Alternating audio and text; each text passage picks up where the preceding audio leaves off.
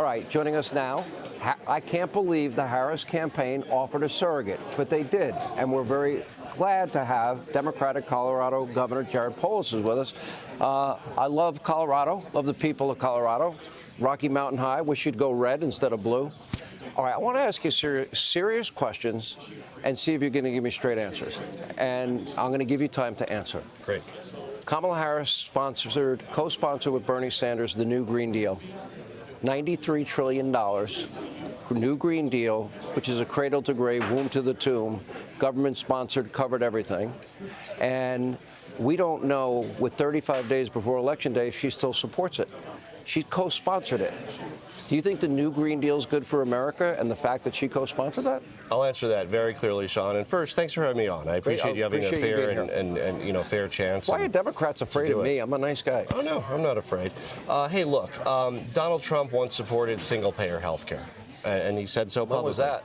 It was the 90s. I mean, right? In the 90s? Look, here's the straight answer. Donald Trump had Hillary Clinton at his wedding. Look, well, yeah, I would have loved to have Hillary Clinton at my wedding.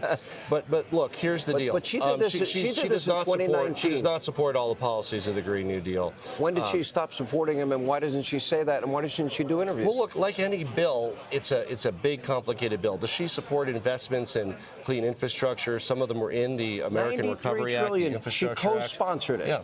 And she said very clearly she doesn't support Bernie Sanders' big Green New Deal. She co-sponsored it with Bernie. Right, and Donald Trump was for single-payer health care. So, I mean, in the 90s. People change. This was 2019. Right. That's a long time ago. Look. All right, how are you going to explain this away? She co-sponsored with Bernie Medicare for all, government health care for all, with no right to private health insurance. That's her words. She would get rid of it. And you can now, she's not answered. Does she still stand by that? And I think we have a right for her to answer that. Don't you believe we need to? She has answered it, Sean. When? She absolutely is opposed to abolishing private insurance. Whoa. She said it in her own voice. Time and time again. She's not for abolishing private insurance. She did not say it over and over again. She's never said it. I'm for expanding Medicare. I think Kamala Harris is for expanding Medicare, but she's absolutely not going to abolish anybody's private insurance. I assure you of that. Kamala Harris would do the same in this chair. I've never heard her do that, but you're a nice guy. I'm not going to push her harder. Why does she think it's courageous to never say the words radical Islamic terrorism or illegal alien? She said that in 2019. Yeah. Who attacked us on 9/11? Yeah, I don't follow her every word, but yes, they were followers of Osama bin Laden. They were radical Islamic terrorists. She said Americans should have the courage to never say radical Islamic terrorism or illegal alien. Well, look, I think what she was trying to get across, and we're all imperfect in how we do it, is that there's good Americans who are of the Muslim faith. You know that, I know that. You probably have some friends who are. Radical members of any faith who use their faith as an excuse to exact violence on other people and attack innocent Americans is inexcusable, illegal, and she's a former prosecutor. She's prosecuted people for hate crimes. She's prosecuted people who engaged in acts of violence. Nobody talks about hate crimes. Radical Islamic terrorism, terrorists that attacked us on 9/11 and Israel on October 7th. All right, next question. Kamala wants to decriminalize. Her words, I have the Kamala files. It's on my website. You can listen to it. Decriminalize illegal immigration. She wants to offer free food, housing, health care, education, free taxpayer-funded sex change surgeries, a path to citizenship. And she's never denounced that either. Do you think taxpayers ought to be paying for all of that for people that don't respect our laws, our sovereignty, and our borders? In any discussion of immigration, it starts with securing the border, Sean. And we've got to secure the border. There was a bipartisan plan to do that. Should taxpayers pay for free housing, health care, education, and sex change surgery for illegal immigrants? Sometimes you're talking in a different world. These Americans don't get free housing. You know that. There's not free housing. We have housing vouchers for some low-income Americans. But she's offering it to illegals. No. First of all, she will secure our border. Donald Trump wants to keep this as a political issue rather than. Of course I do. Okay.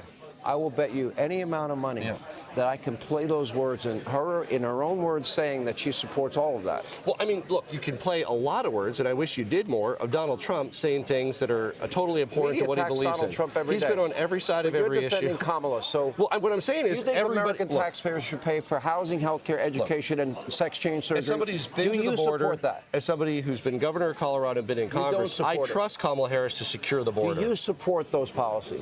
Well, I think we should secure secure the border. And then, do I support work permits for immigrants we need in our economy? Sure, right? We got to fix the whole thing, but it starts with securing the border. Kamala Harris's plan is bipartisan, would add Border Patrol agents, would add technology, would actually secure it, rather than keeping it as a political issue for people to run on. She said all of these things, and you just want to just deny that she said it, because she did say it, all of them. Well, I think Donald Trump said a lot more nutty things more recently than Kamala Harris, but I think people evolve and grow, and she is a leader who will respond to the times. She's going to be pragmatic. She has supporters from across the political spectrum, from Dick Cheney to Jeff Flake, and she's going to represent all Americans. We had nearly 600 riots in this country, and after a police precinct in Minneapolis was burned to the ground, 4 days later, she supported a bail fund, she tweeted out, and then said on Colbert, the rioters aren't going to stop. They shouldn't stop, and we're not going to stop.